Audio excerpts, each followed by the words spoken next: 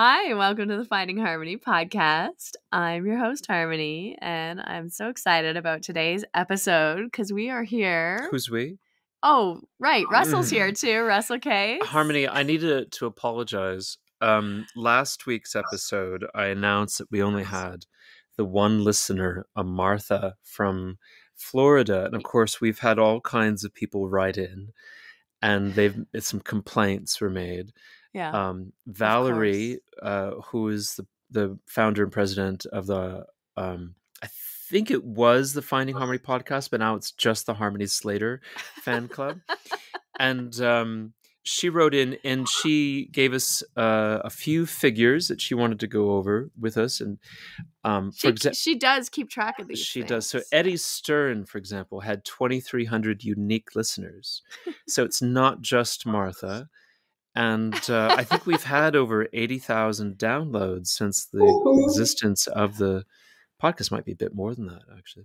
I'm not sure. We'd have to check in with Val. Val was violently frustrated, is to put it mildly, and so she had a talking to. Well, I'm hoping that Siobhan today can match Eddie Stern's Our guest stats. Today is Siobhan Fitzgerald. Now, when you read that, it says Siobhan. So I'm really I wonder if you can help us with the pronunciation of the B and H. Gaelic. Well, there's something called a fada. Because Siobhan is Gaelic, so it's Irish Gaelic.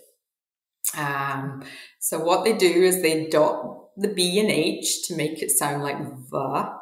And then they put a fada, which is like a line over the A to make it sound more like ah. So then you have Siobhan. Got it. Yeah. And those Gaelic names are hard to pronounce sometimes unless you know them. You just listen. Then you got them. Just listen to them. Don't bother. If you read it, you're going to get in trouble. Yeah, but when I first, there's a few of them that Siobhan I know now. But before I realized this pronunciation thing, and even now to this day, if I come across a Gaelic name that I am unfamiliar with, I have no idea how to pronounce it. You ask. Just ask. I know. Yeah.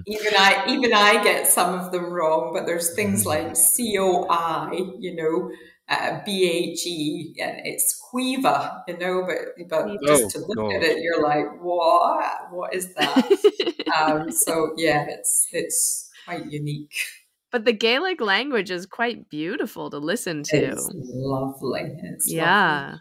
So in Ireland, it's Irish Gaelic, and then in Scotland, it's Gaelic. Gaelic. I so like that. They both have slightly different pronunciations for things. And is it a slightly different dialect as well? Slightly different, yeah. And the Gaelic, the Irish Gaelic, tends to be more of a lull. It's more singy, like a song. Whereas the Scottish Gaelic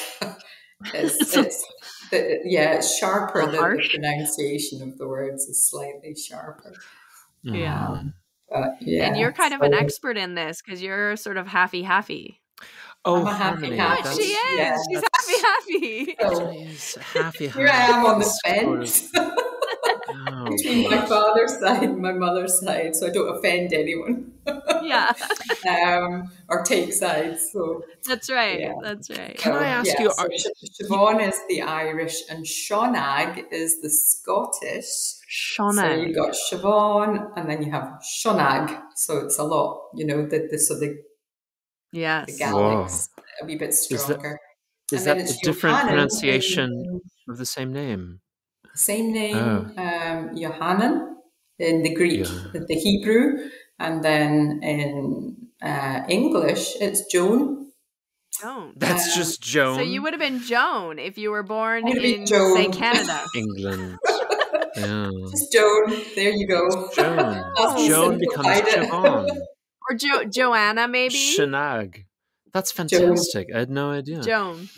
You're like Joan of Arc over there. Oh, yeah. Oh, there you go. I like that one.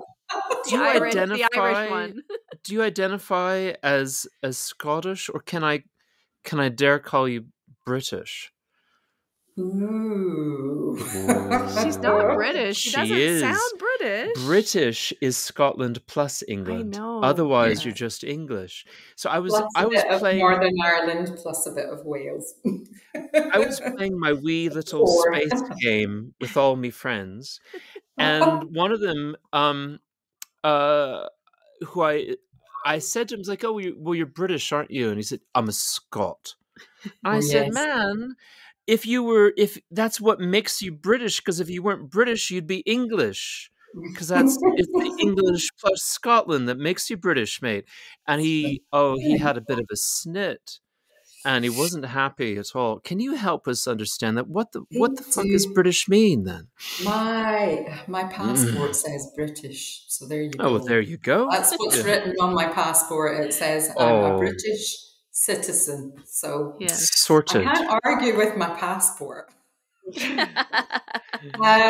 yeah, I think it's just really it's the Scots and the English that have this running battle from the kilts and the swords. And it's still, I'm proud to be Scottish, Yeah. So, okay, there's you've still got that little bit of, I want to define myself as Scottish. I'm born and bred in Scotland, so therefore I'm Scottish. Right. So they have, But when I was living in Sussex, down in the south, they would all just describe themselves, we're British. Yeah, but they're English down there. No, they're British because they include Scotland in their list of colonies that they own. Yeah. But then you could say that Canada was British. Yes. But we're not. British Canada, right? Yes. Yeah, that's it. There you go. I heard this really funny thing the other day, and I thought I'd run it by you. It's being in Ireland is like living next to a neighbor that covers their entire, speaking of the Jubilee, covers their entire home with clown memorabilia. And they put clowns in their front yard, they put clowns on their roof, they hang the sides of their home with clowns. And every year they do a big clown celebration. And also your grandparents were murdered by clowns. And it's like, I wonder if you could fucking take the clowns down this year. Is it no? Is this Ireland? This is Ireland. That's Ireland. Yeah. That's how they feel. That's a bit how they feel. It's like, let's not put the clowns up this year. Is it? No, we like clowns. Clown festivities. Maybe a few leprechauns. Yeah, that's where why the leprechauns became such a strong emblem. Is to try and put clowns up on St. Patrick's Day, please, of all days. We all agree to wear funny green hats instead. Funny green hats, and run about with green, basically, predominantly. Yeah.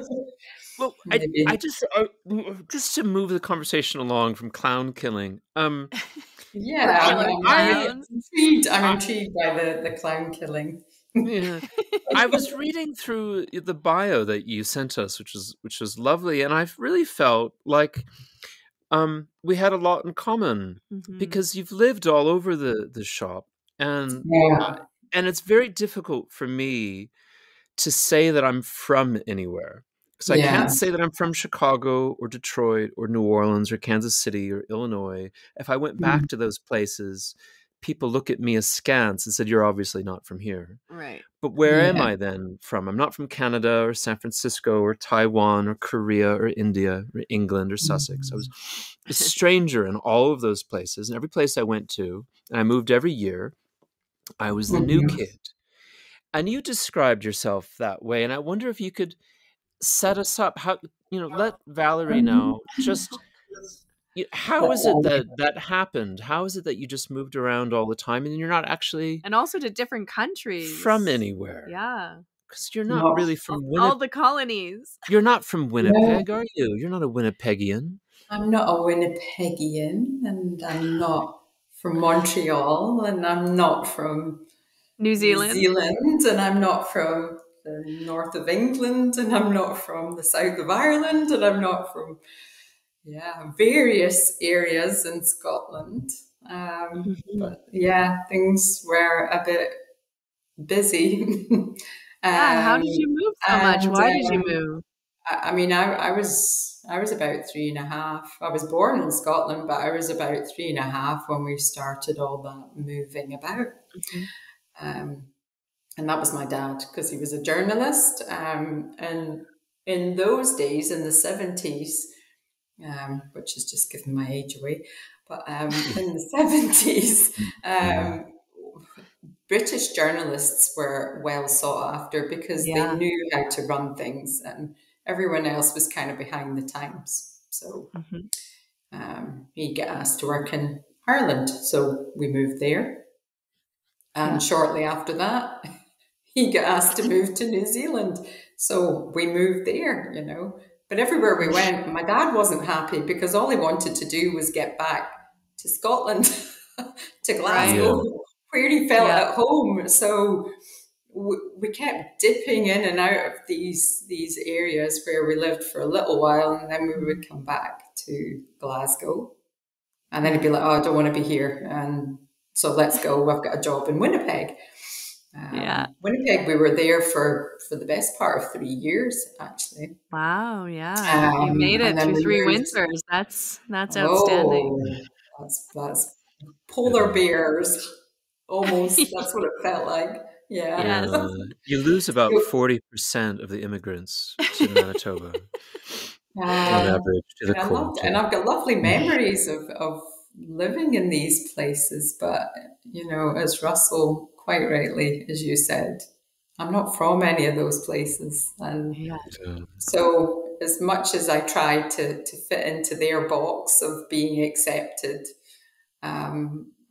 just as I felt I was getting somewhere, up I went and off I went again to somewhere else.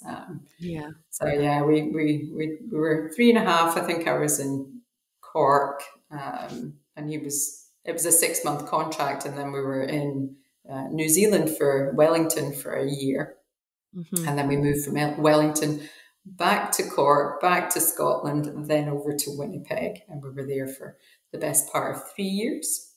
And then we moved back to Scotland, down to England, back to Scotland, and then to Montreal for about 2.5 years.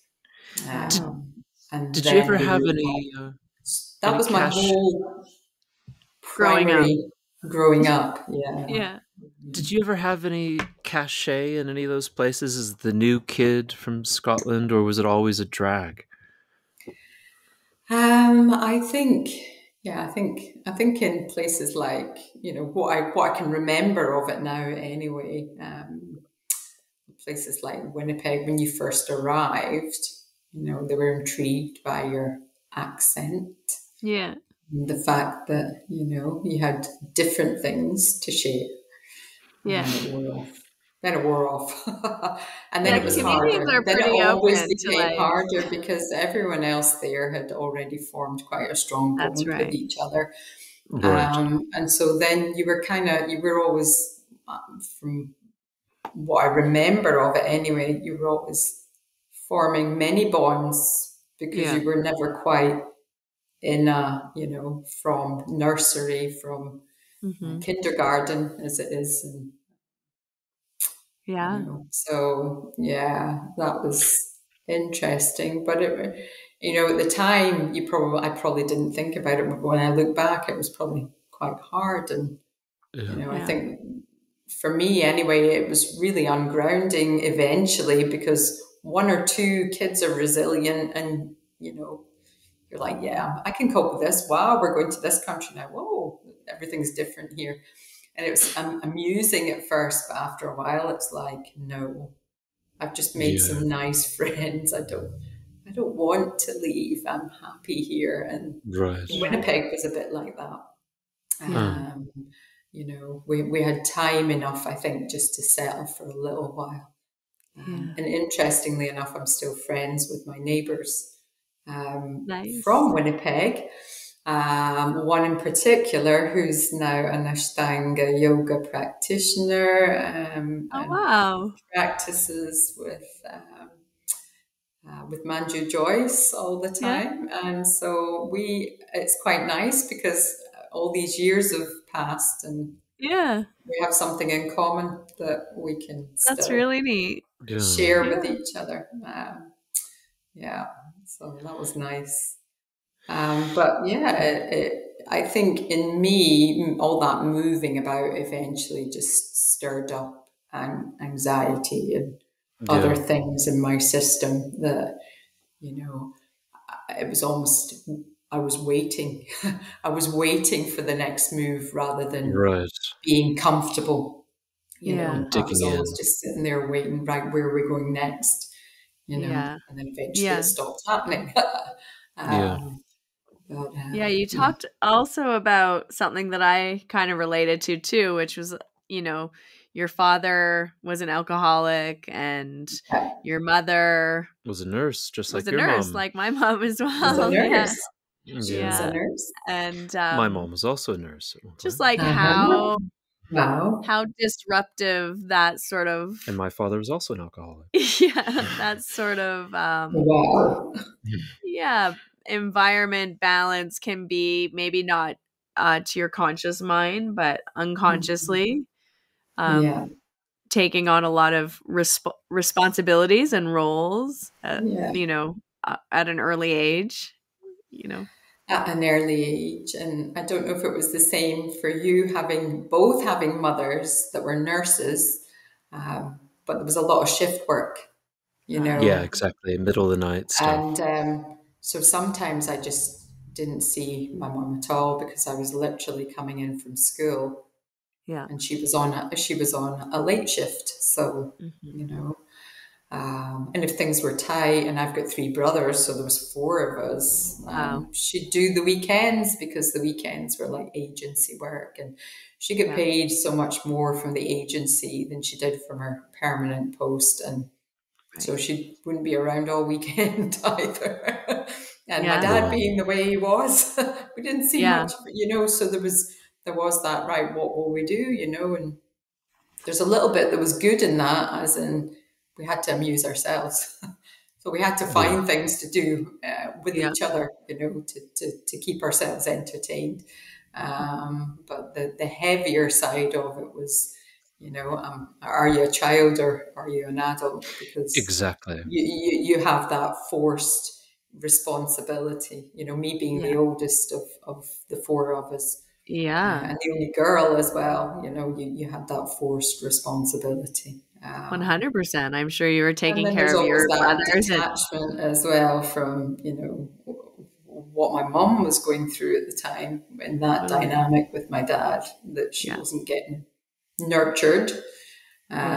So, as we now know from yoga, when you nurture yourself, the only way you can nurture other people is by having that nurturing in yourself, so then you weren't getting, none of us were getting that either. So that can cause a lot of disruption, and I found we were always quite rebellious. It was like, I remember being in primary school and one teacher came up. We were doing Burns recitals, and I did really well in my Burns recitals. So I stood up and I did this poem, and the head teacher came along to watch. And at the end, she said, well, at least one Fitzgerald has done something right today. And she walked out the door, and I was like, dear. So I think we were quite rebellious little children. We got into trouble, not big trouble, but we got into little bits of trouble, Sure. And that makes sense now looking back, but at the time I was like, what are my brothers doing? Well, who's getting me into trouble now? Right. I think one of the struggles I had with, these insecure attachments and kind of raising yourself and then moving within 6 months or a year. And is that I found myself really not valuing relationships in the same way as other folks, other normal people. And if someone crossed me, that's it. I'm never gonna. I'll never speak to you again, and I don't give a shit, and I'll just move on. And some of these slights are really insignificant in hindsight. It's like, well, I cut that person off 10 years ago for nothing, but that was, do you struggle with that at all, with even still today, with maintaining honestly, a relationship?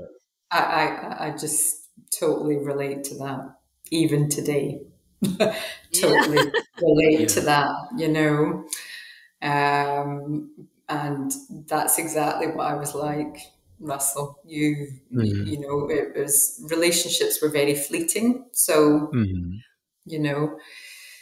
they didn't mean the same, just like I said, people that have known each other since the first day that they went to school together and formed that bond with each other. And like I see my daughter now, and that's one of the things that I vowed I would never do, no matter what, was disrupt her patterns, well, as little as I possibly could. So she's had the same primary or kindergarten. She's gone right up through the full, every grade as it is in Canada, and into the next, now she's in the advanced school, the secondary school here, with all the same people that she's known. And I see that she values those people and those friendships, and she holds them so dearly, that close network that she's got. And, I didn't have any of that. So I totally agree with you. Absolutely. And even in romantic relationships, if someone did me a wrong, that was it. Move on. Cut. So my tolerance was not very good at all. And then I picked someone who was very like my father, and all that familiarity. And then I tolerated what I shouldn't have tolerated, which is like the flip side of all of that as well. I probably didn't tolerate the good people and the little slights that I just, as you said, you look back and go, what was that about? That was nothing, and I didn't speak to that person ever again. Why did I do that? Question myself about it. And even today, I'm still a bit like that, because it's the deepest, I suppose, of all things. Those samskaras, those tendencies and patterns, right? That you develop at an unconscious level when you're very young. Yes. You are connected to beliefs that you have about like life that you can't put words to. And so, like you say, they're the deepest ones. And even though you can kind of see, oh, this is something in me, it takes a long time to really like shift some of those tendencies or patterns or habits, right? Yeah. It is sort of inexplicable why you're with me, Harmony. I agree. I wonder, can you talk at all about your father's wound and where that stems from? Is it different? Is it more than just like having to run about a bit for work? I mean, what was driving him to sink himself in alcohol? What is that? Prove himself and prove his self-worth, I think. That definitely comes from his mother. He'd quite a strict mother. She was a tiny woman, actually. She was 4'11". Wow. And my dad was 6'4". Wow. And my two aunts, he had two sisters, and they were 6 foot women as well. So you imagine these three children with this tiny little mother, and she was so tiny, but she was so strict, and everybody was scared of her. The thing was, I think in that dynamic, my father had a brother who was born after him, and he always said to me that he felt that his brother passed away at the age of 5. And so it was just himself that was left as the only boy. And then he lost his father. His father was in the war. And so this mother lost her husband, lost her youngest son. Yeah. And then he felt that all the blame was directed at him, you know.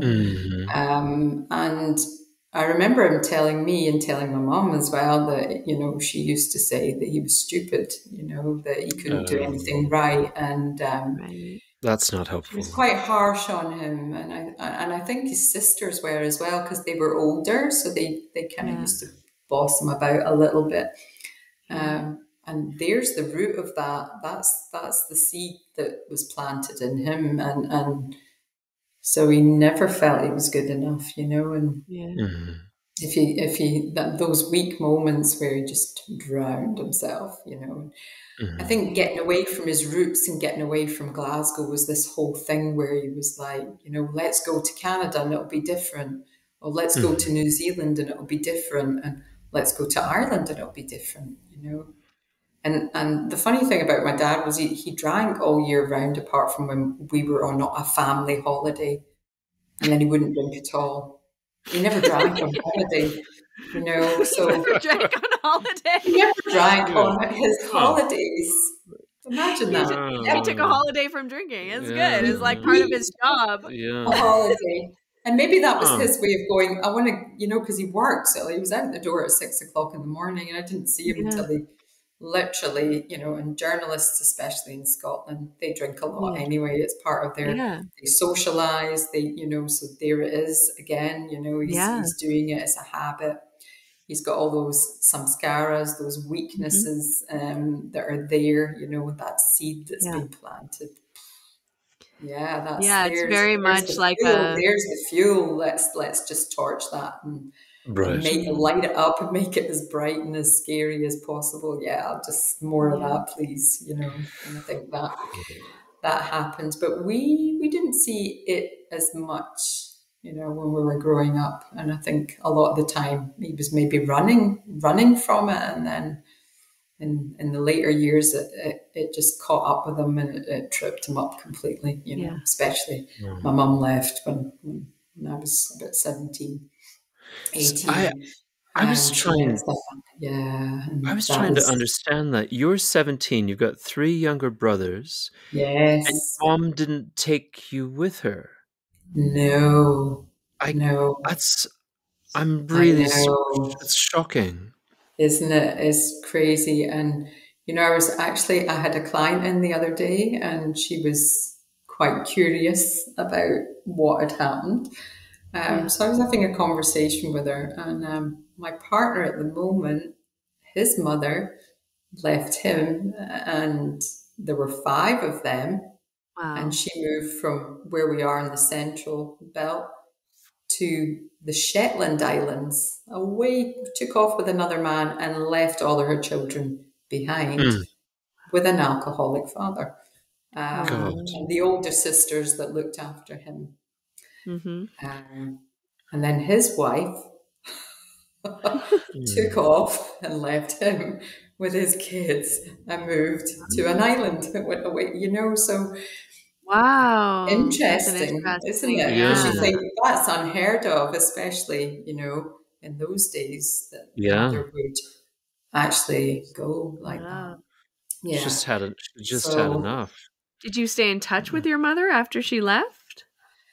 We didn't see that much of her in the earlier days of all of that.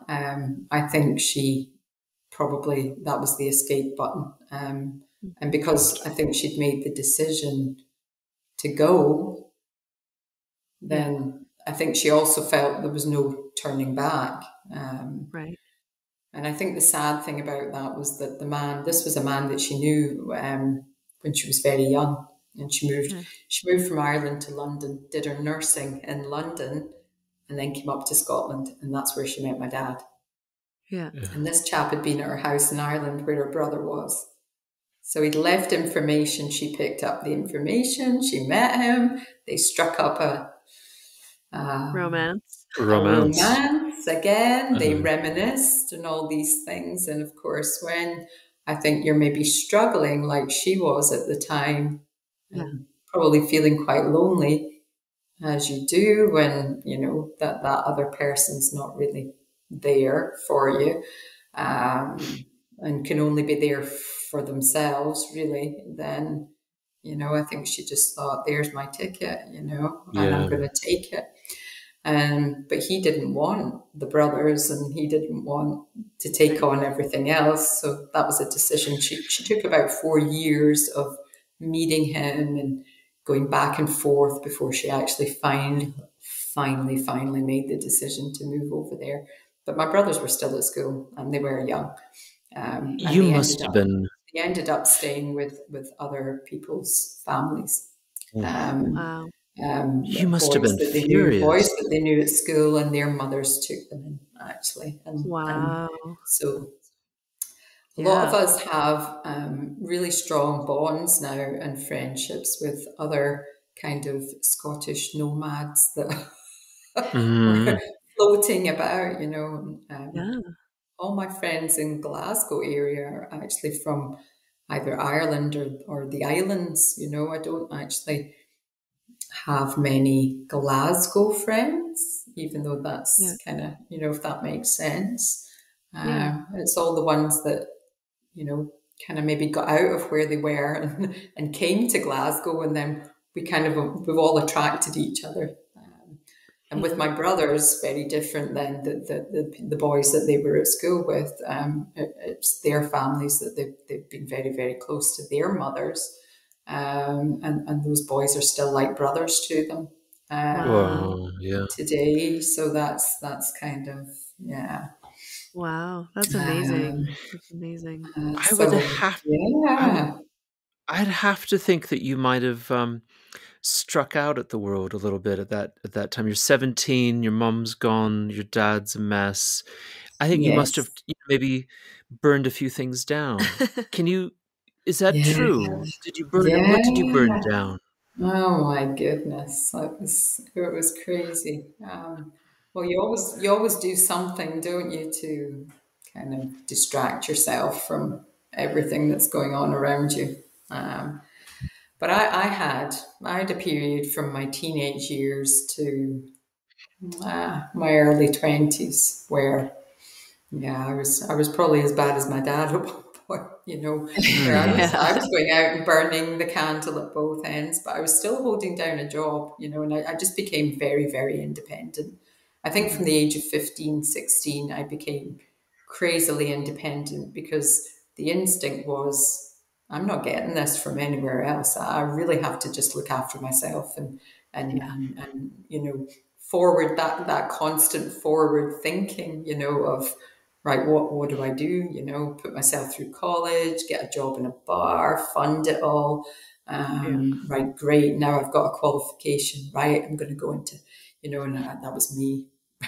And again, it was very rapid. I did all that changeability. One job, right, I've got that, right, next job, right, next job. And then I went, no, I'm going to go self-employed. And that was me. I opened a salon. I was just so busy all the time, but I was just burning the candle at both ends.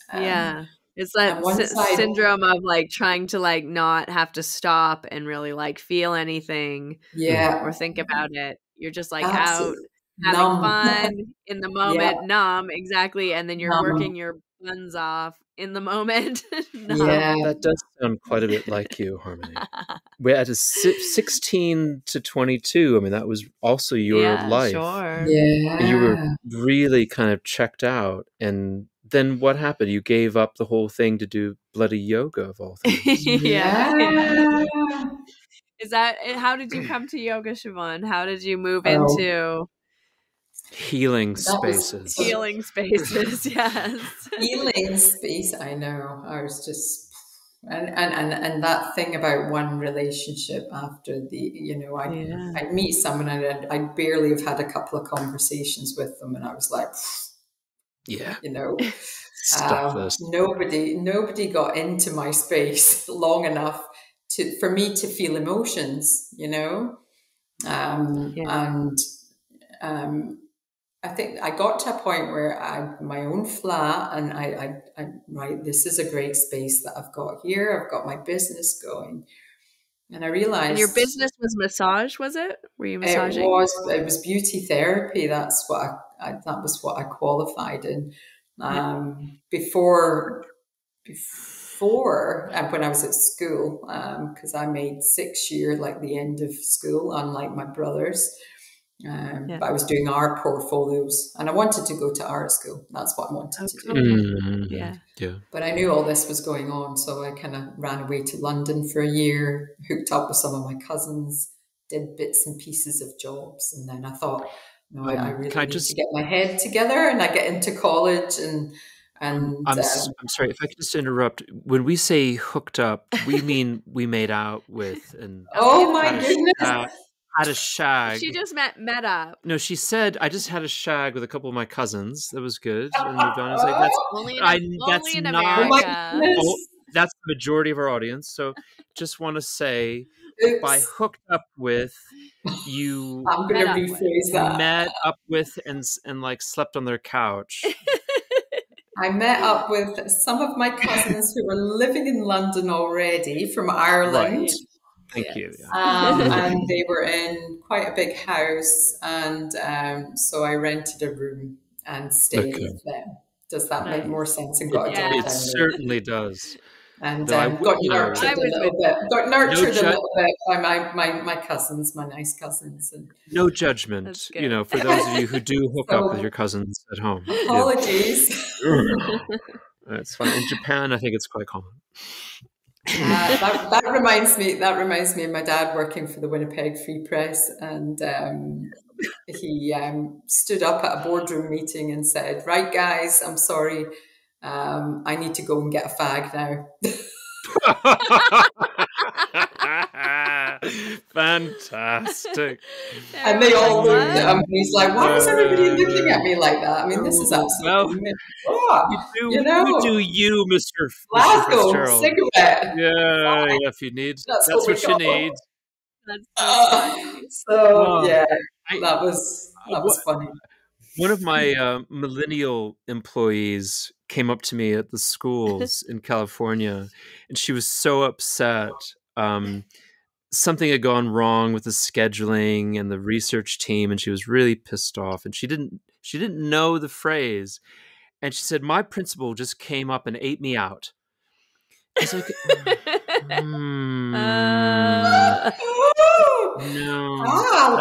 No, that's not what happened. That's not what happened. No, you mean chewed you out. I said, no, I mean ate me out. It's like, no, I'm 100% sure that's not what happened. Still the wrong phrase. I'm still sure you mean chewed. And so you got your mind in the gutter. It's like, I'm gonna Google it right in front of you. Google it. Oh my! All right, so back to the yoga. How did you find the yoga? A total mess. Are you in London? You're hooking up with your cousins. It's a disaster, and it's a disaster, and I remember feeling so lost down there. Even though I had, there was some comfort in the fact that I was around people the same age as me. That family.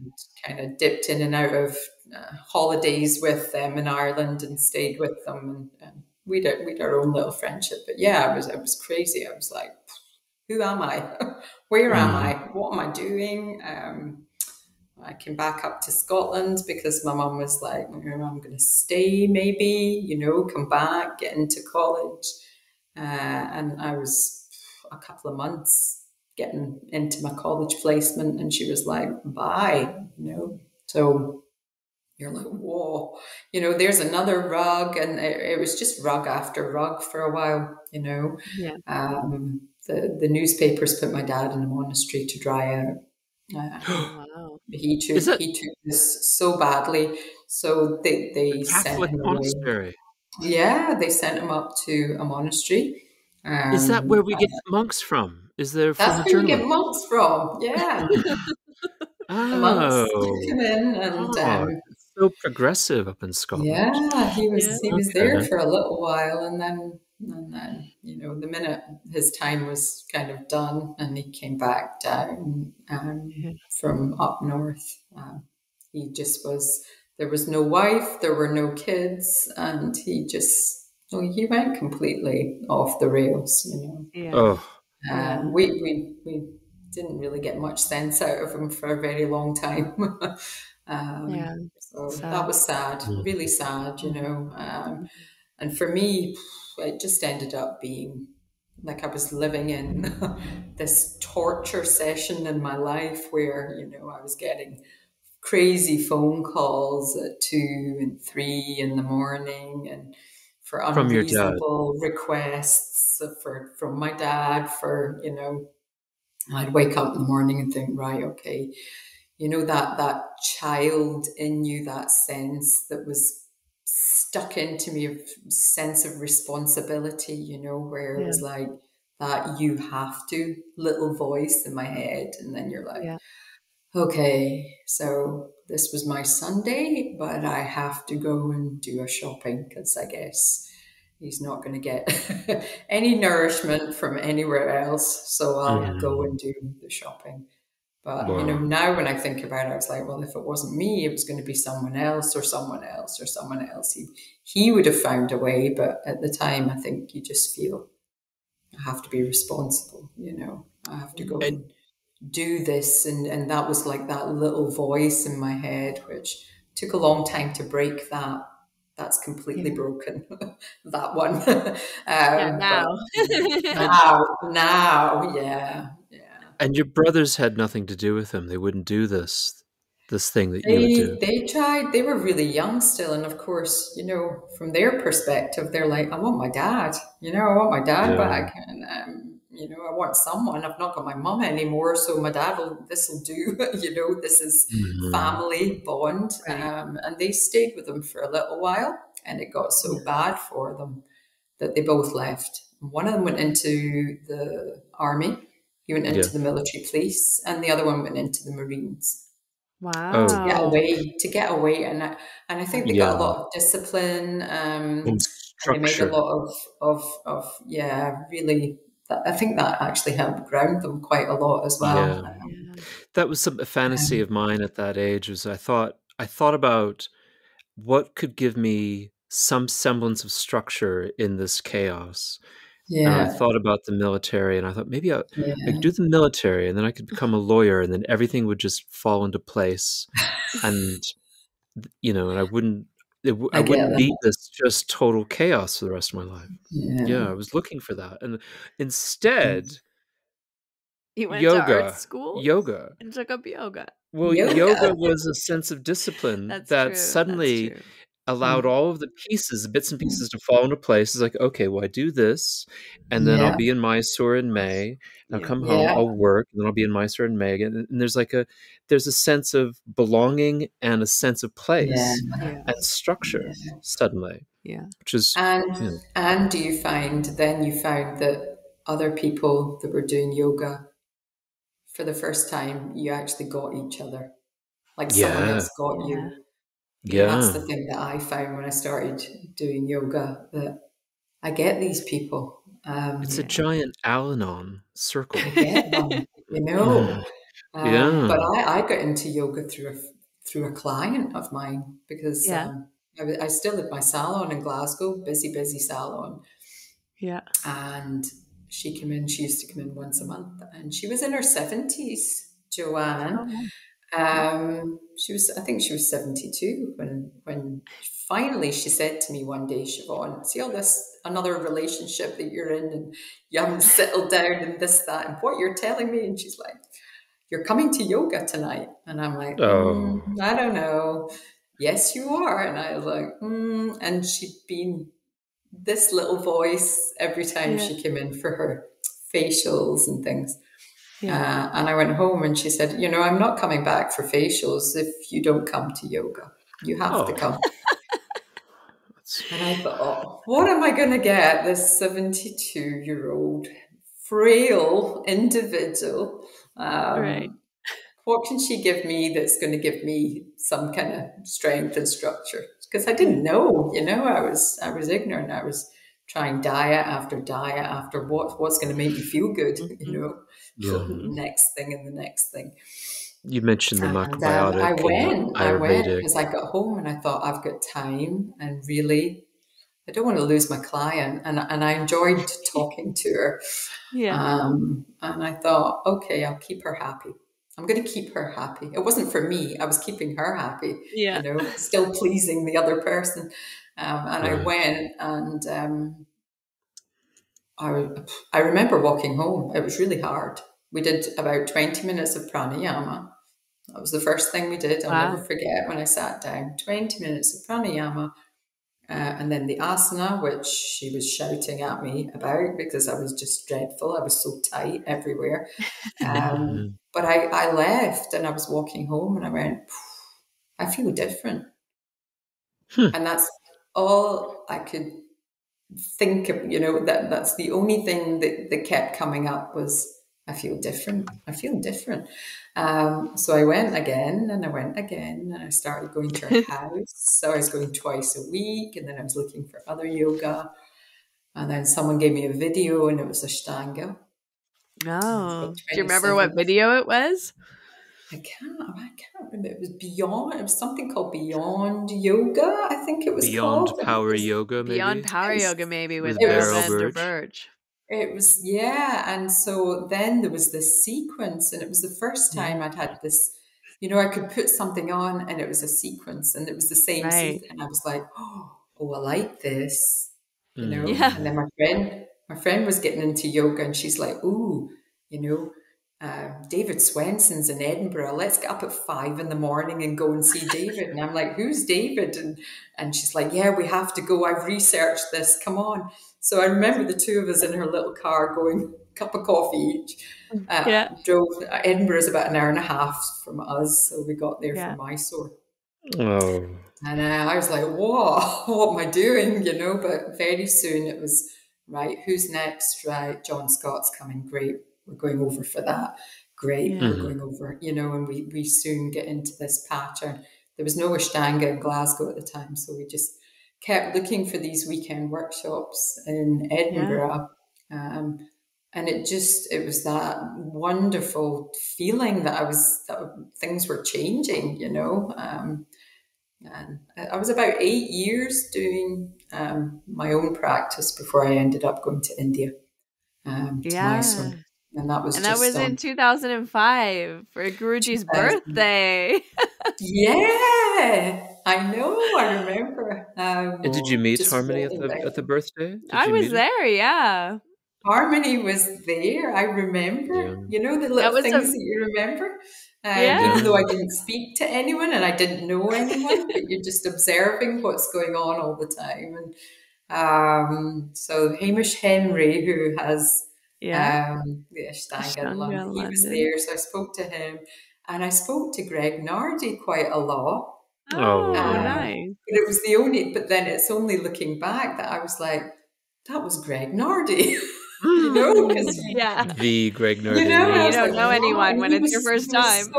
He was so lovely, and we're like this new person. He's like, don't worry, it's like this, and just giving us so many helpful tips. And I just stayed about 5 houses up from the Shala in Mysore. I used to walk down. I was just in, wow. First time in India. I just got on a plane. Let me go myself. I'll be fine. It's quite an eye opener. It's like magical though. For me, I always felt like that first trip to Mysore, that first trip to India felt so, I don't know, it was so healing for me. I felt like it returned me to almost like being a child again, and like everything was magic. Everything was magical. And I could just like take it in like a child, and it was like a place that I hadn't really been in myself for like so long. Like, but you're like, wow, I kind of remember this space, and it's so freeing, it's so I don't know, just really healing, really healing. So healing. I totally agree. And just meanwhile, we're full of parasites and tapeworms, and constant diarrhea. I don't know what kind of. I went off the beaten track and had some cauliflower gobi thing that Gobi Manchurian. Gobi Manchurian's delicious. It is until it's wrong. Then you've got a week. I was a week of dysentery. Yeah. Oh dear. Oh. One little bottle fly later lands in your Gobi Manchurian on the way to your table, and then it's my yoga was amazing after that. I know. It is. I was going to say it does wonders for the Maria I used to sequence. pray for diarrhea, like, please, Lord, can I have diarrhea this morning? Who needs a kriya? Gobi Manchurian. Oh, yeah. Flowing around my mat. It'd be good. True, the Gobi Manchurian kriya.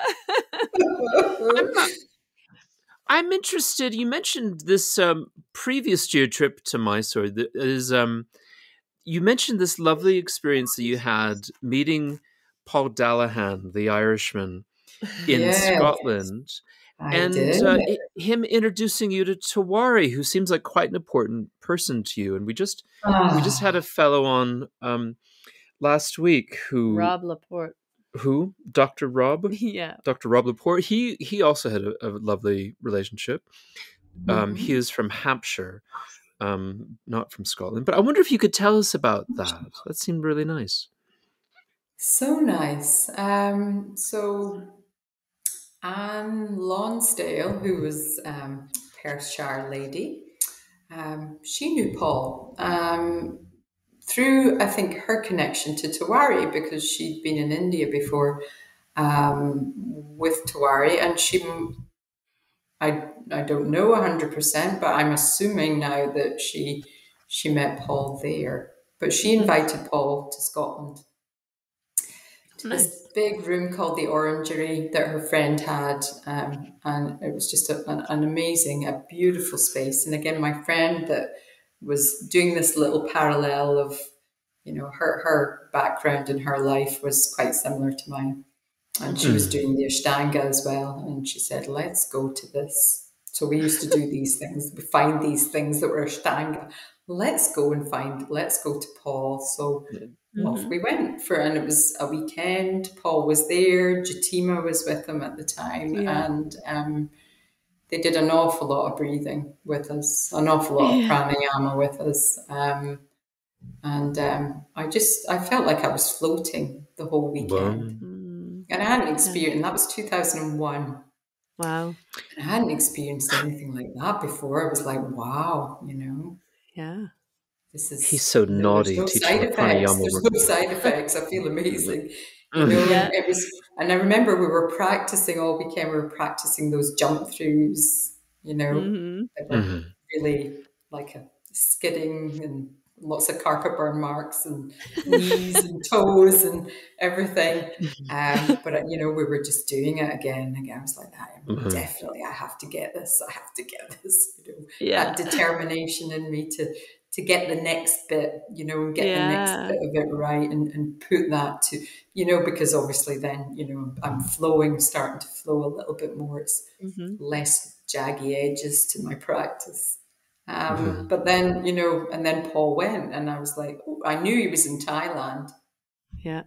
He had just, I think, started opening the center. Then I had my plan, and my plan was, I'm going to the south of France. I've got a yoga teacher training. I want to do that. And then I'm going to go to India. And I'd sold my flat and I'd sold my business. So I'd made up my mind that that's what I was doing. And it was quite strong. It just kept surfacing again and again. I was like, I have to do this. This is just, it's so clear that that's the next step for me, You sort of mentioned that things had come to a head emotionally for you with your dad and things. You needed a clean break, and that's kind of what prompted you. Needed a clean break, and then my brothers were away in the army and the navy, and I was getting everything, my other brother he's a journalist as well now, actually. So he'd put himself through, all his qualifications at college and then university, put himself through. And then he decided he was going to Ireland to be near my mum So that was the oldest of my 3 brothers. So I had no family around me really. And so it just felt, that's the next step for me. I have to get away from, my dad coming into my shop all the time and not a nice state and right. all those phone calls. And it was always like I was doing this thing on my mat now that was giving me level and grounding, and I could feel that movement. But then I had this thing pulling me away from it again, and I didn't want to be pulled away from it anymore. That was me. I was like, no, I have to get out of here. And I also have to do it for myself for once, And so that was me. Yeah, I wrote to the Mysore to Patapi Joyce and got my little approval, and that was me. Your little letter. Booked my ticket, sent my furniture to Ireland. I said, Mom, you don't mind, do you? You've got plenty of space over there. Here's my furniture. I might see you next year. I'm away. Wow. And off I went. Yeah, so that's so I wrote fascinating. to Paul then when I was in India. I wrote to Paul and said, can I do your next teacher training? I've done one. It's not enough. I know I need so much more to even think about teaching back. I'm in Mysore just now. Would you please accept me onto your course? And he So I got that. So that was me. And that's where we met. Stop, Thailand, and then I met Harmony there.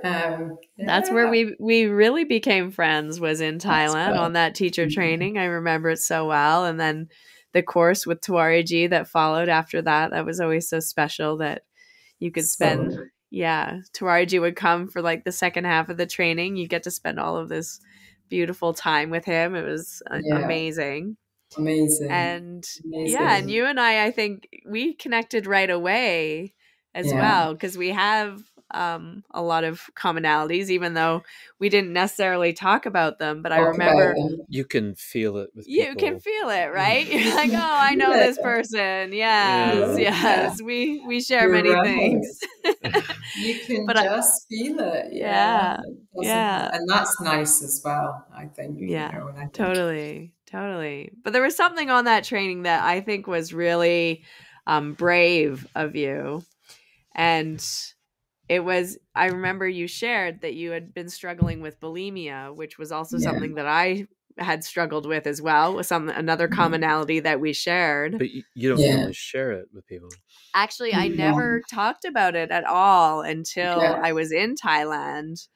And I think maybe your courage also helped me share. And I think it was that same training. There was another girl who was really struggling with it as well. And she actually had to go to the hospital. That was your training, right? That was my training. Yeah, I'm pretty sure it was. And so that was the first time that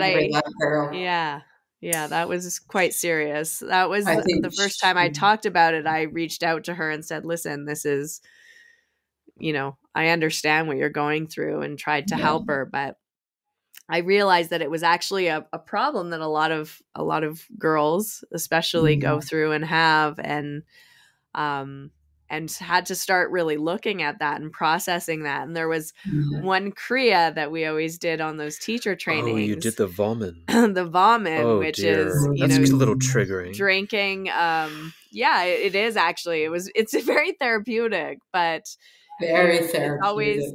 It's always done on an empty stomach first thing when you wake up in the morning. Rather than binging a box of Oreos. Yes, you're not eating anything before. A box of Oreos. No, I would rather do the box of Oreos if I'm going to be binging anyway. And then drinking almost, I would say at least a liter and a half, probably almost, of the quite warm salt water. Yeah, that'll make you throw up. You basically kind of start vomiting naturally out of being your stomach is full of salt water. Yeah. Isn't it? Yeah. It is a waste of opportunity.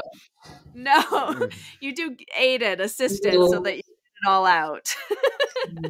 Well, then how do you not get triggered by that? Well, this is something that I really wanted to talk to you about, Siobhan, because I think I think it is a little bit, it can be a little bit triggering. I know for me, the first time I did it, I actually I had like a post-traumatic stress response. I got like the shivers, and I crawled up in bed and like put on my sweater and like all my cozy clothes. It was just like in the fetal position in bed, like crying. It was incredibly emotional. But also really healing too. Yes. And I just want to know, I know you kind of came forward through that, and there was sort of a prescription that was given to you, and I just want to know your experience with it and how it helped to heal you as well. Absolutely. Yeah. Well, I remember, so obviously we'd moved to that part of the training, discussing the Kriyas, and we'd done the little neti pot, which was fine. So that was okay. Yeah. And then, of course, Paul's discussing what we're going to do next, and it's this Kriya, this Vaman. And I thought, oh my goodness. And I just remembered the color draining from my body, because I hadn't actually been in that state of bulimia while I was there. But at that moment where I was told this is what we're doing, I just thought, that's going to really upset me. And I don't think I should be doing that. And then I was like, what do I do? And I remember going back to my room, and I was like, do I speak about it? Do I not speak about it? It's very embarrassing for me to actually share that with all these normal people that are on this teacher training. You know, you're like, all these normal people, and I'm the only one that how does that come out? And I remember Paul saying, you're going down to do this. That's it. We're setting it up. We're going to do a demonstration in the morning. And I was like, Paul, I don't think I can do that. And he's like, why not? Everyone's doing it. And I'm like, well, is that not going to be bad for me? And then that's when it came out, and I had to be brave enough to just say, I have bulimia. And the thought of doing that is that going to trigger it? Is that going to make it worse? Is that going to set me off? What's going to happen? Yeah. And he said, you know what? It's very different. You're not bringing up food, Siobhan. It's just what's left over from your digestion, and it's just going to be mucousy stuff, and it's just residual. It's like brushing your teeth. It's getting the plaque off your teeth. It's getting the plaque out your stomach. So do it because it's cathartic. Do it because it'll help you, Can I just say though, where you've got, does it or will it? Is he right? Is he telling me the truth? And I was scared. I was really scared.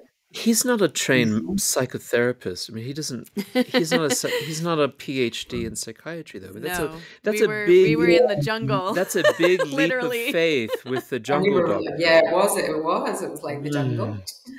Yeah. It was literally a jungle, and it was jungle medicine. A little bit of beach, and I remember, someone did a demo, and and I was just glued to the demonstration because and I was looking for signs of anything else coming up that would come up for me normally. I was kind of glued to that point, and then it was a huge thing emotionally to do that the first time. Yeah. But the more I did it then, because then Tawari G said Paul went to Tawari G and told him, and he said she has to do that for 7 days. His prescription was, Tawari G said now she has to do the 7 days, to do the Vaman every morning for the 7 days.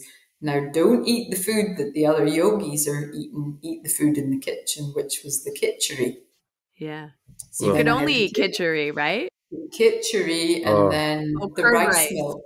Yeah, the rice milk. The rice milk with cardamom and stuff at night. Yeah, I could only eat kitchery. Other food, even though it was healthy food. I wasn't allowed no that raw food. food. No raw food. Yeah, and did he have you on the same diet, Tori, or do you not know about your normal diet?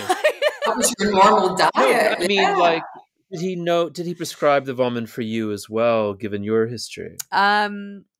He didn't know. Yeah, we all did that when you were learning the Kriyas. 1 week of vomit, and then every other day for a week, and then once a week for 2 or 3 more weeks. Yeah. And then only as needed. But I never really came out about being bulimic with them. Maybe I did a little bit, but it was never. I didn't really talk about it at that time. I was really still coming to terms with it because I think there's a lot of shame around bulimia, and bulimia itself is actually like all about shame and secrecy and concealment, and that was like what I grew up dealing with, and I think just the way that it was coming out, and so I was really kind of still coming to terms with that. But for me also, because I have very bad asthma as well, he always said that I needed to do Vastra. That's where you swallow the cloth. That's where you swallow the cloth, right? She knows. Right. I don't need to explain it to you. Yeah. But for our listeners. For Martha, who may want to swallow cloth in Florida. So that was always, and then you're supposed to swallow the cloth, do the nollie, bring it back up. And then you do the vomit after, right? You can do the vomit after. Yes. Or not, right? Yeah, you can do it after. That's correct. Yeah. Or you can do Vaman and then do Danda, the tube. And do Danda, yeah. The tube. Yeah. I didn't like the Danda so much, although I did do it. Yeah. I did not also like Vastra very much either, because I have a lot of problem eating things. That took me 3 years of practice to eventually get that cough over that little bit there that you get that reflex, that gag reflex. I can't imagine had a whole process, Siobhan. I had honey. I had put honey on it. That's then I would also have like warm water and sip water while I was doing it. Honey, warm water. I can't imagine why anyone would struggle with swallowing. Yeah, and I met a lovely woman in France, a woman in France who actually got me to gulp. Oh yeah, gulp it. Yeah, rather than just try and swallow it. It was it was almost like this gulping thing that she was doing. She was moving her tongue, and I was like fascinated. And then I tried it, and I was like, it works, Yeah, it works. And actually, for a while, I was doing it like with a couple of other people. We were doing it together in the garden in the morning. Yeah. We were just all laughing at each other and putting each other off. Eventually, I thought, no, I have to take this more seriously and do it on my own and just be in my own space. And it is. I mean, I have to just shut everything and be so meditative in that just that pure meditative state to actually manage to do it. Otherwise, Yeah. Danda is, there's only one swallow involved rather than repetitive swallowing. Like the Vastra is a lot harder to actually master. But, that's true. It just seems like we're having like a normal interview, normal conversation, like on NPR, and then like public radio, and then suddenly, and then I've been swallowing cloth on the beaches of India. Don't you know? Is that what you did, George, with the Maharishi? Yeah, I swallowed cloth. Yeah, it's like, for fuck's sake. I met this gentleman in France, and maybe you met him too. It was on another retreat with Tawariji. I forget his name, but he was told to do the Vastra, the swallowing cloth Kriya, and he told me this story, and nobody told him like for how long. So he just did it every day for a year. Oh no! Yeah, and he said he got so good at it that he could just do it and like have a conversation. You don't get this kind of content. A year, oh my goodness! On other podcasts, and then finally he came back to the retreat. Like a year had passed, and Tawariji came back, and he did, and he had gotten really, really skinny as well doing it. Like, oh my goodness, like so much weight. And then he asked, he finally said, you know, like, I've been doing Vastra for a year, you know, should I keep doing it? Can I fucking stop, mate? And everyone was like, yeah, no, you don't need to do that anymore. Oh my goodness. You can just do it as needed, they said. Do it as needed. Well, I kind of need it today, and I might need it tomorrow. But he was amazing. He just like, it was no problem. 5 minutes, done. 2 minute job. Yeah. 3 meters of cloth. Oh, wow. Yeah. Wow. You know, you said something interesting that was quite nice. You said, my physical practice is good. It's fine. But your pranayama practice is really strong. And that you learned this from Tiwari. I wonder if you can talk about, that seems to be a through line through what you've talked about with yoga, is the pranayama has been something that's continuously attracted you. If we could just get away from the Vaman for a moment and talk about your pranayama practice and what that does for you, what that's like. Vaman in the Vastra. And incidentally, that was a raw week, that first week of Vaman, very raw. Yeah. But then, all right, we can keep talking about the Vaman. Moving on from that, I won't dwell on the raw week. Can you talk about the healing with the Vaman then? You know, the healing, I just felt different. How do you explain that you feel different? And there was a point where in Harmony, I think it was actually you, sitting in the kitchen, if you remember, in Yoga Thailand, that little kitchen bit. And it was yourself, and there was someone, and I don't know whether it was Jessica or whether it was Neil, but you told me to go and look in the mirror. Go and look in the mirror. You know, wow, you've done it. And it was almost like you saw the change, and I hadn't quite seen the change that was happening. Yeah. And the next day I looked in the mirror, and, you know, actually for the first time in a long time, or the first time ever, actually, there was a bit of love coming back at me from me. So that was huge. That was huge. Wow. And I looked different. I looked in the mirror and I saw someone who was different, and they were softer, and they were more gentle, and they were more kind, and they were me, you know, but it was me, but, you know, it hadn't been me for forever. So that was massive. Now, whether that was the Vaman or whether it was the pranayama or whether it was the diet or whether it was just everything, I don't know, you know. But every time I do that breathing and I close my eyes and I'm in it, you know, it's what I need. It just feeds me. It feeds me, and that's the only way I can describe what pranayama does. It feeds me. It's sorted out so many. You know, not just the bulimia that I had at the time, but my menstrual cycle was so irregular. My skin was breaking out all the time. There was just so many wrong things that were going on, this dis-ease in my body. And for the first time, I just felt like I was there, you know, and I wasn't doing that anymore. I was just there, you know. Yeah, balanced. The breathing does that.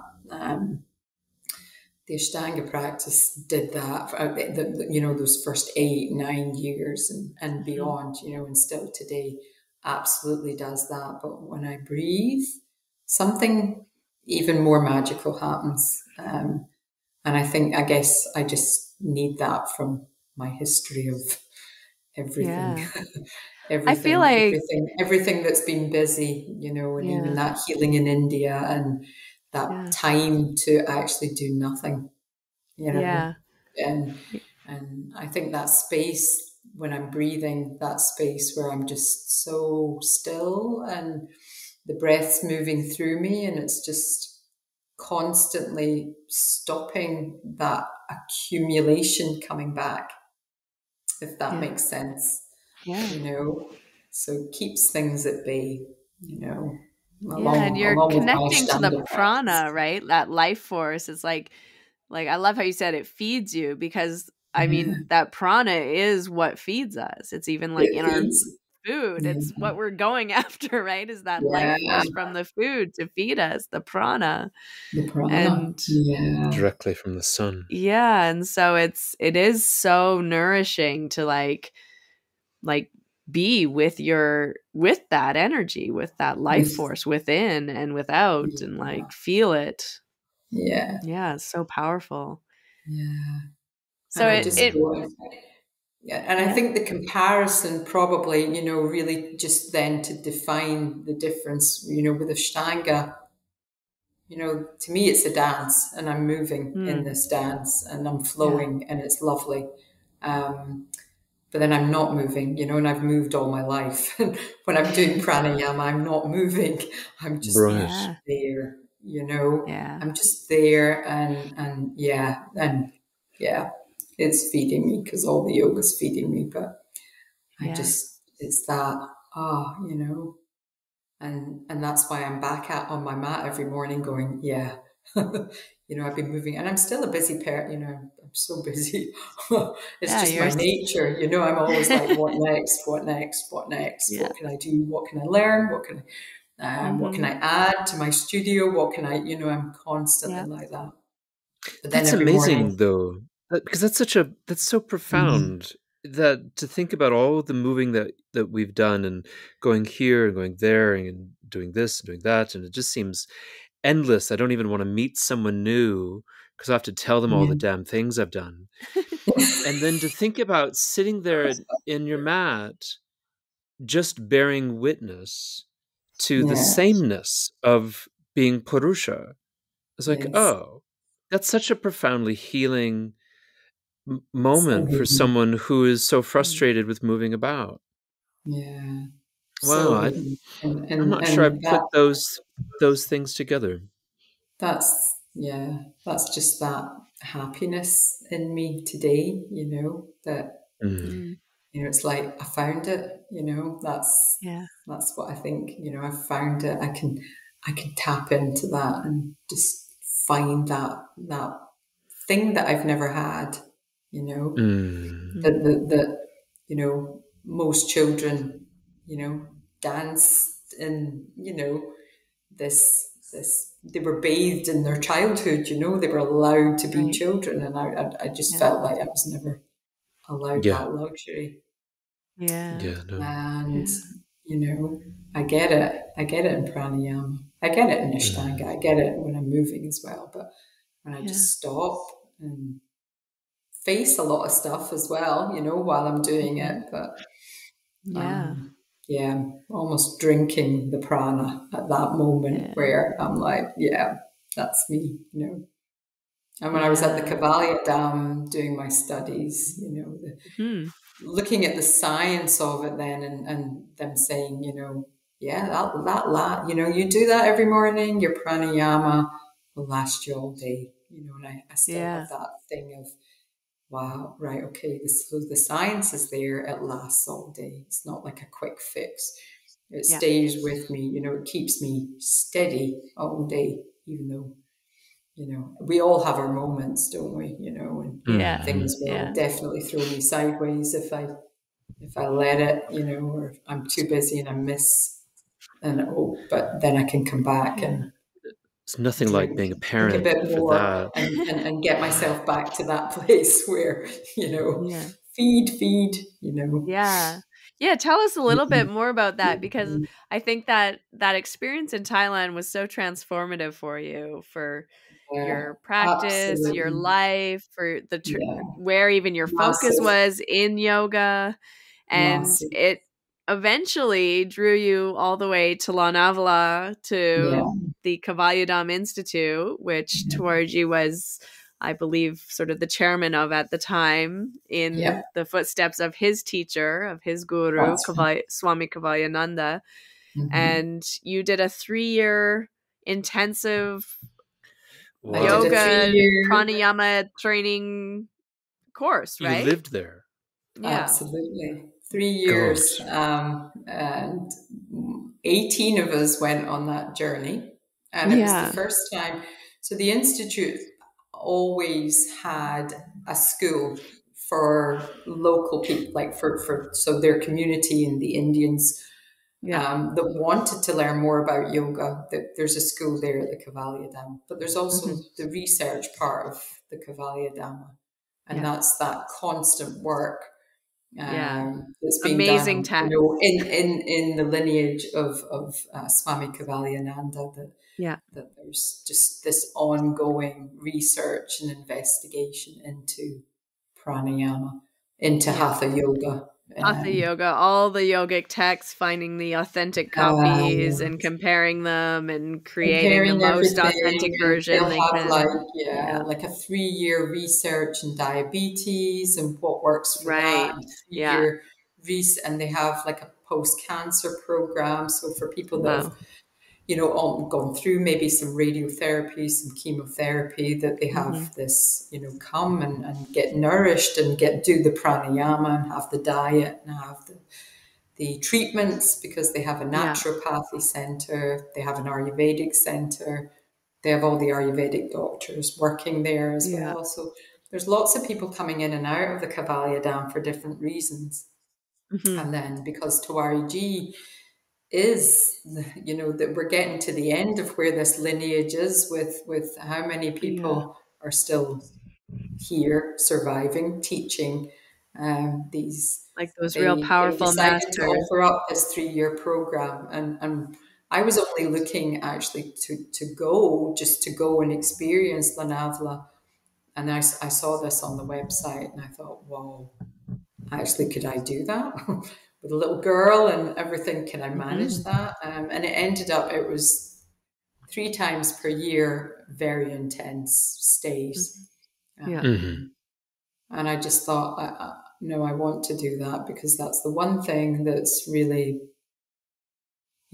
changed everything. And I wanted to know more about it and dive a little bit deeper into what I was interested in, what they were going to be showing us.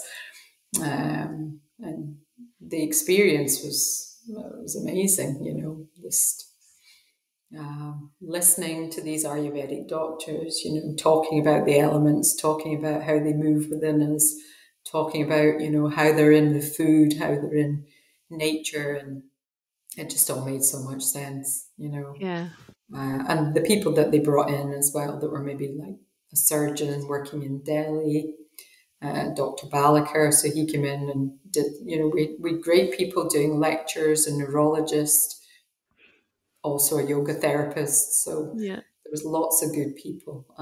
Those lectures were, and it must have been so interesting just to really dive into all the therapeutic benefits. I mean, because we all know, I'm assuming we know that, pranayama is sort of a tool for yoga, for liberation, for enlightenment, or, transcending the mind and like having maybe a kundalini experience or something like very spiritual.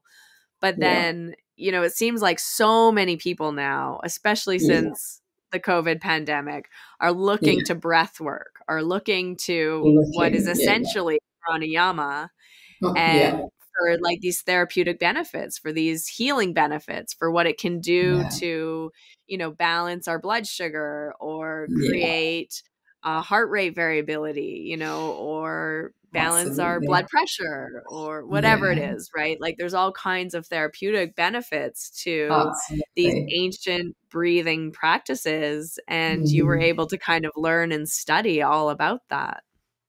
Just amazing, and I've lectured in anatomy for 12 years. So just, getting that other side of things and putting those 2 bits of the jigsaw together was really nice. Yeah, really nice to do that. And,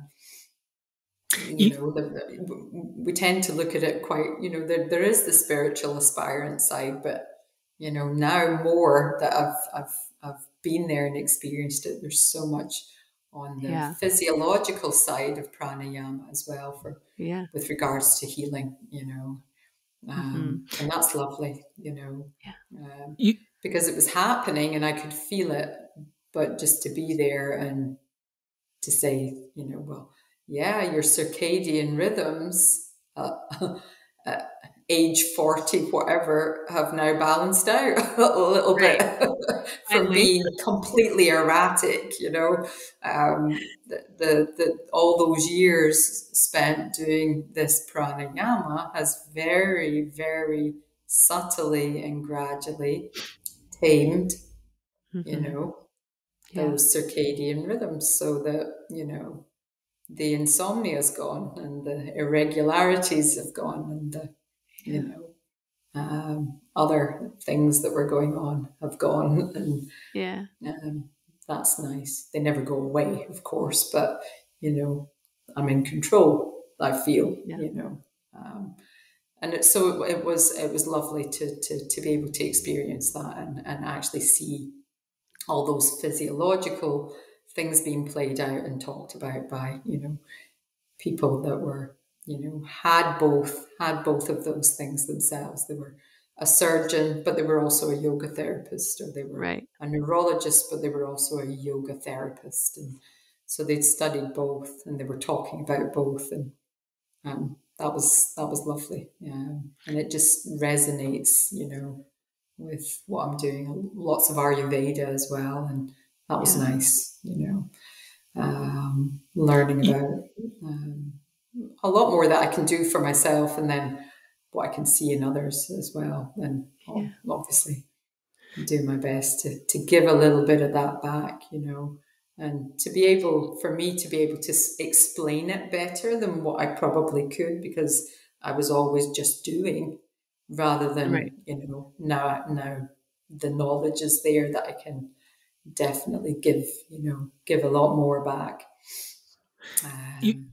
You have this sentence here that you lectured for 13 years in FE, and I wasn't sure what the acronym was. Is that a college? It's just further education colleges. Yeah. Further education colleges. FE, okay. Sorry. I wondered if you could talk more about, this is really fascinating, about circadian rhythms and how they're balanced by pranayama. I'm not sure I know what you mean. I feel like maybe it's something to do with, like, you know, my sleep cycles, but I'm not or you know, what time of year. You could use some circadian rhythm balancing. No, you just not so personal really with the attacks, but maybe you could tell us what you mean.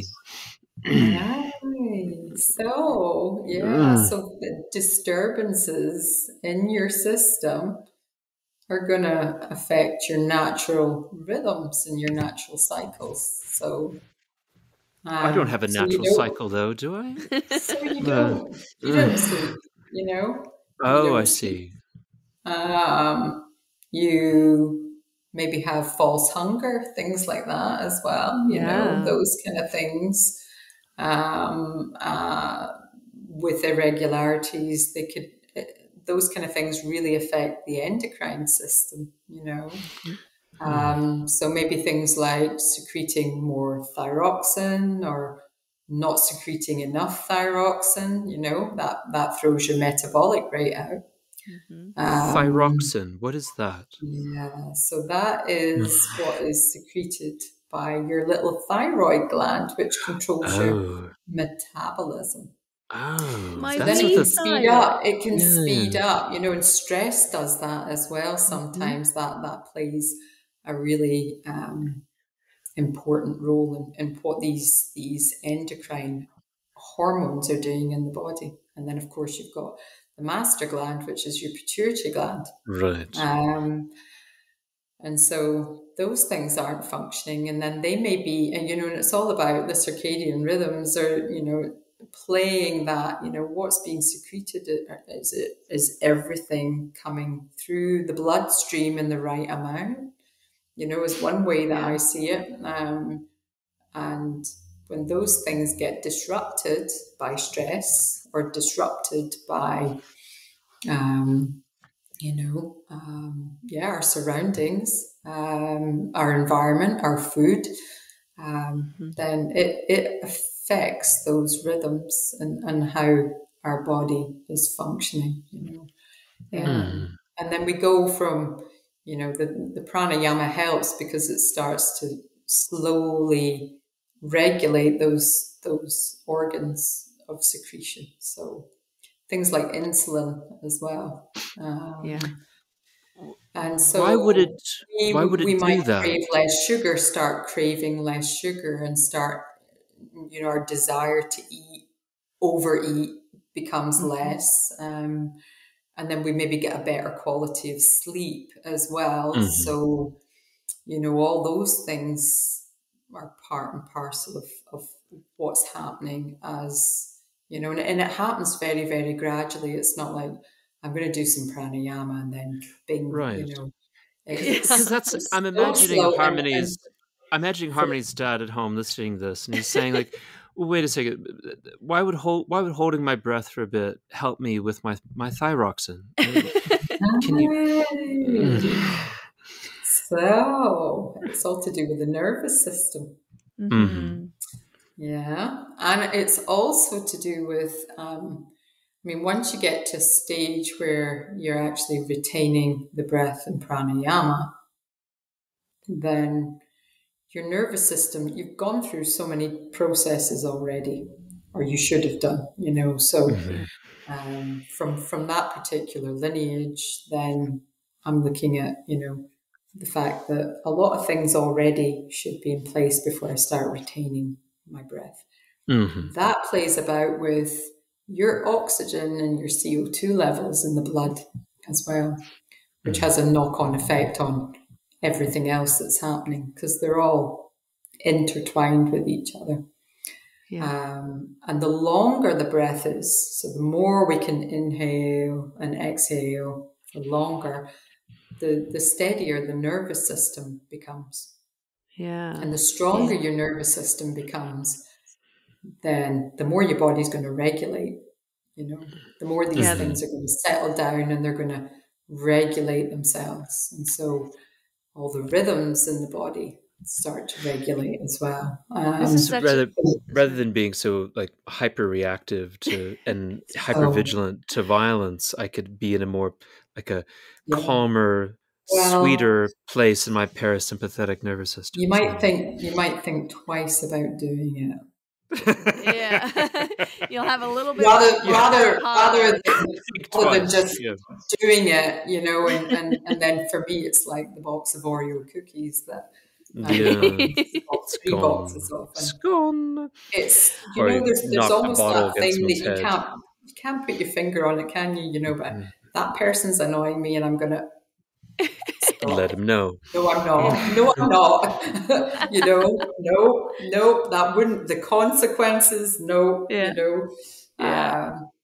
In my teens, there were no consequences. I didn't think about consequences. I just went and did it. But I think this is such an important point that you're talking about, and it's what I always try to teach as well, because people, I think, sometimes think, the benefit of the pranayama is in the length of the hold of the breath. And although there is some benefit to holding the breath, the kumbhaka or that breath retention, like you're saying, there's also a huge benefit in regulating and lengthening or increasing the length of the inhalation and then increasing the length of the exhalation. And that growing your breath capacity is just as important, I would say, as retaining the breath and being able to hold the breath for a long period of time, because that means you can control your breath, especially if you're doing like 10 rounds or 15 rounds or 20 rounds of something. If you can control that length of the breath and that ratio of inhalation to exhalation, then that's really like giving you such a benefit of the pranayama, not just like doing a 5-second inhale and retaining your breath for 2 minutes and then exhaling without any thought, letting it all go. Right? Yeah, absolutely. And those exhales as well, they're a reflection of your current state as well. They almost tell you, am I ready? And they almost tell you, is it, a bumpy road still? Am I exhaling? And it's like, Or is it nice and smooth? Yeah. And that's an indicator of what is actually going on inside my system just now, you know. And if you're at the bumpy road in your Jeep, you know, then you shouldn't be, you know, what's going to be holding the bumpy road, you know, it's going to intensify the bumpy road and make the bumpy road, you know, so much louder. It's going to throw you more out of balance then, right? Like if you're pushing your nervous system, you're absolutely more out of balance. It's going to have the opposite effect. It'll have the opposite effect. And I think that's a huge point, you know. Whereas if you've been working with the, you know, well, okay, ego saying, I want to get there and I want to hold my breath because that's a cool thing to do. And I want to hold my breath. Yeah, I want to be cool. I can hold my breath now, you know. But actually the taming is in the lengthening of the breath, you know. Right. That gradual, that patience to actually, you know, that patience in doing that gradually, you know, over time. That's where the benefit comes, right? Because then you're building that stability into your nervous system.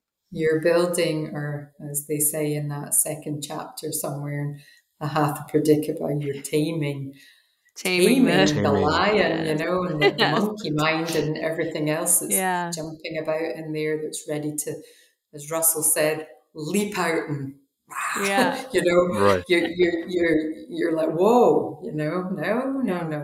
Back you go into the cage. You're not ready to come out yet. You know, you have to do the little bit of work, and then it's safe to come out. You know, because you have to work on that length. And there's so many people thing, and that's the hard, because it is dedication, you know, and it's a lot of dedication, a lot of time. It's a lot of time going, you know, taking 2 steps back and 1 forward, and then 3 forward and 1 back. You know, you're constantly seesawing until, you know, things gradually start to lengthen, become more steady. And again, you know, that's that question of why I'm doing it. You know, it's like. You know, I have to find that, you know, dig deep to find that steadiness in my system and nurture it and keep it, you know, there. And the lengthening, very much. When we did the 3-year course, they stripped everyone back, you know, even very advanced practitioners that had been with Tawariji for our teacher, you know, for a very long time. And they were like, no, retention. You're not going to hold your breath this first year at all. Don't go home. Don't leave India and hold your breath. You know, you're going to work from the beginning, and you're going to see how this pans out. You know, and sure enough, it was a lovely journey. You know, doing it that way, just stripping it back, and then you know, wow. And there's a lot of people teaching breath work now. There's so many, you know, breathwork courses and trainings and people teaching breathwork. And how do you feel about that? Like, do you feel like there's dangers to people without experience, like taking like a weekend workshop and then going out and being breathwork experts and teaching breathwork to people? I think it's such a sensitive subject, isn't it? I don't know. I'll come right out and say it. I don't like it. I think it's really bad. But it's like, what is going on? And you know, I think, you know, for 17, 18 years of doing that lineage of breathing, I still feel like I don't know, you know, do I know it? Do I not? You know, I'm still at that stage where I don't know everything, you know. So if someone's only been maybe doing some breathing and experienced it for a year or 2, and then they're or 6 months, or 6 months, or one weekend workshop, then, or even, you know, 3 years, then teach that back, and especially the whole. I get a bit ants in my pants about the holding the breath, because I know how it feels when I do that for myself, and I know when the nervous system's not steady that, you know, to actually do something like that for consistently, they might be doing it at a workshop, but if they're to go away from that workshop and keep doing that, that the impact that could have for that person might not be great, And you're right. I think the whole thing about what COVID has done over the last couple of years is a lot of people are worried, like, will I regain? I've had it. Maybe doing some more breathing will help my lungs to get stronger again and recover. And everybody's out there going, yeah, here I am, use my program or use this program, or no, this program's the right program. And it's so confusing and it's so overwhelming, and it can be dangerous. Yeah, I would stick a big red flag up and wave it about. Is that one of the things that like inspired you to start teaching this more therapeutic yoga training course? Yeah, definitely. And I knew that I just knew that I wanted to do it safely. And because I've been doing it for so long with the same lineage, and I've not deviated from that lineage, I've always followed their teachings. And I've felt that myself, and I know it works, and I know that I've never felt unsafe, and I've never ever felt like, it's pushed me the wrong way, mentally as well as physically. It's never done that. So, and then it's given me that huge awareness that, you have to be very careful. You do have to be very careful with the breath when you learn all the different things that it's doing. If it's going to be doing all those good things for your system and regulating all those things, then it can just as easily deregulate those things and unsettle your system just the same. So I wanted to be very clear in myself before I started giving any more of that out. But I also want people to feel what I feel from what I've practiced, and I know the changes, the massive changes it's made in my life, and to give that back, to it's see powerful. People light up, to just see that moment where the agitation in the room, the busyness in the room becomes extremely calm. I can actually sit there and go, they get that little nugget themselves, and I'm like, that's what I used to get. I used to get that little nugget. Come back and get another little nugget and another little nugget. And just to know I'm doing it safely was for me just the big deal breaker. Going out and doing all that. For me too, like the pranayama practice was the most transformative thing in my yoga practice, and is the thing that I go back to over and over and over again, and just like stay the most steady with. And it's also why I created my pranayama course too, because I really believe in the Kavalyadam lineage. Absolutely. In the way that it's taught there, in the principles, in how the breath practices affect the doshas, and using Ayurveda and these imbalances to help guide what practices you're doing. It's just such a rich tradition that's so steeped in history and in, like you're saying, the science and the study. There needs to be like programs out there that are really, like, I think, offering this kind of wisdom from a place of education and experience, like with 20 years of like a daily pranayama practice from a lineage, from a teacher, from an institute, that's their main thing. Absolutely. It's so important. And why Tawari G has such a massive global following is because they feel it, they get it, and they're getting that enhancement in the right way, the way that you've had it, and the way that you've felt it, and the way that you can then correctly deliver that back to your own students, and see them go on, the light goes on, that they get that feed, that little feed. It's lovely. I'd like to ask you.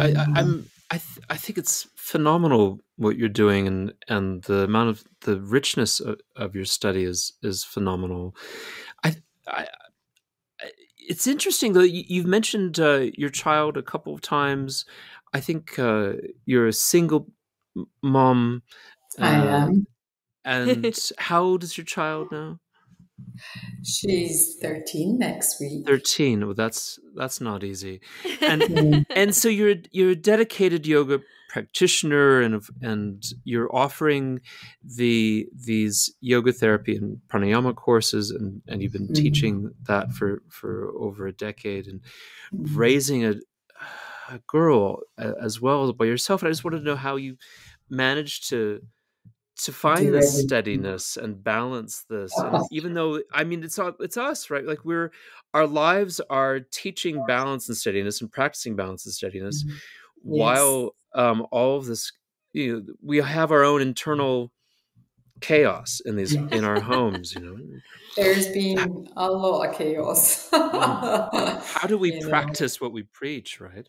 And being a single mom, then obviously there has been a lot of chaos, and just to keep some sort of steadiness in all of everything else that's going on around is the yoga, is the power of me not going back to being who I was, or being, or using destructive tools again, because there is destruction going on and there is chaos going on, but I'm not going into it anymore. I'm glad that I can give my child the steadiness, even though there's chaos. That I can be less reactive, I think, to what's happening, and even if I have moments of craziness in my own head, it's not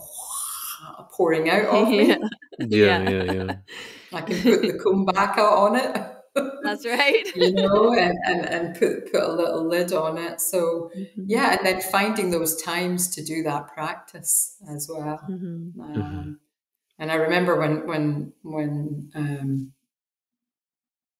I was in those early days of being a new mum, and I knew I had to get that back, because there was a little ripple of disruption while I was feeding, and while I was getting like only a couple of hours sleep a day and things like that I had to find some way of doing that. And then I found this amazing person through a friend who would walk my child in the park, or even if it was raining, just play with her in the living room, so that I could actually get on my mat and do what I needed to do, because I didn't have any other support network around me.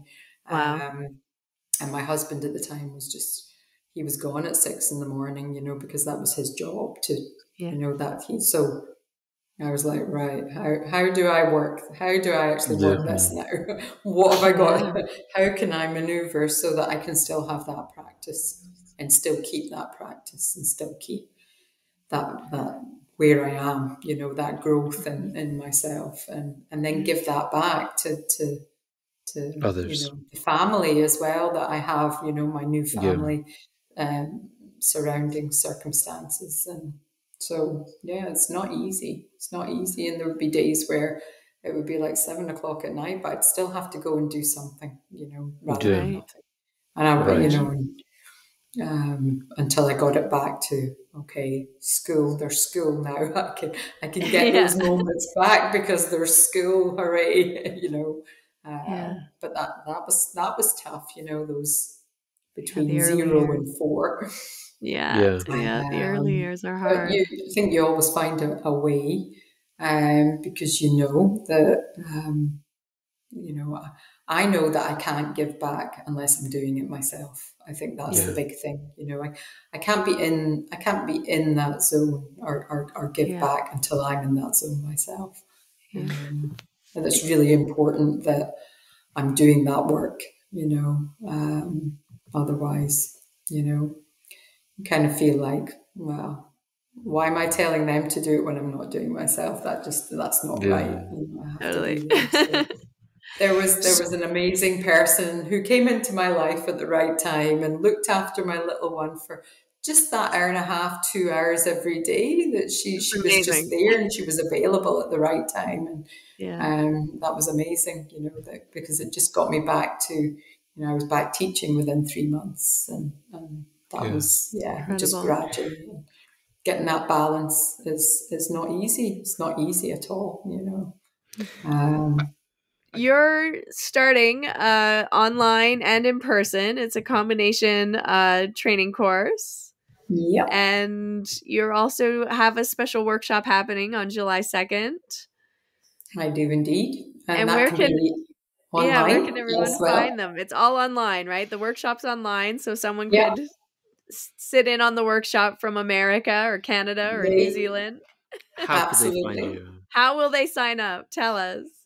They can sign up. So I do the work through Merchant City Yoga, which is in Glasgow in Scotland. And Merchant City Yoga have a website, and if you go on there under workshops, you will find that particular workshop on the 2nd of July, which is for Ayurveda and Pranayama. So we're doing a nice little 2.5 combo hours workshop then. And then I have the teacher training, which will begin. Someone was into that. Is that on your website, or is that also through Merchant Yoga? That's on my Prana for Life website. Lovely. Beautiful. Prana for Life. Pranaforlife.com. And that can be done online, even though I'm doing half of it in person, but I will have it as a hybrid setup so that people can absolutely access the whole of that course online if they need to. Online as well. Yeah. Okay, wonderful. I just want to say I've really looking forward to it. So looking forward to it. Yeah. And it starts, they need to sign up by the end of July, right? Absolutely. Please. So I have my numbers. I have everything. I just want to say I've really enjoyed getting to know you. I just sort of walking into this conversation fresh off the street, and you two have known each other a long time. But it's amazing meeting someone who's quite literally like-minded, and and struggling with the same stuff, but then you're coming out the other side steady. And that's really, it's inspiring. And I want to thank you. Like a beautiful oak tree. Is it? Yeah, steady. Steady like an oak tree. Oh, that's nice. All oak trees. We're all little oak trees. Yeah. Breathing in the prana of life. Breathing in the prana of life. Absolutely. And it was lovely because because this is the first time I've met you, Russell. So it was lovely to meet you. Lovely. It's nice to meet you. And some of those things that you were speaking about, that from your experience, that I so resonate with, really nice. Yeah. Well, it's always a pleasure to see you, Siobhan, and I look forward to also coming in and having a few guest appearances in your training course. Absolutely. Yeah, I was just thinking, I have not mentioned that we are definitely I'm excited to graced team up with you. And your knowledge and your wisdom, which I'm so excited for as well. Yeah. That'll be amazing. Yeah. I hope you have a beautiful day. And thanks for inviting me, and thanks for, this time. It's been really lovely. The pleasure's ours. Enjoyed it.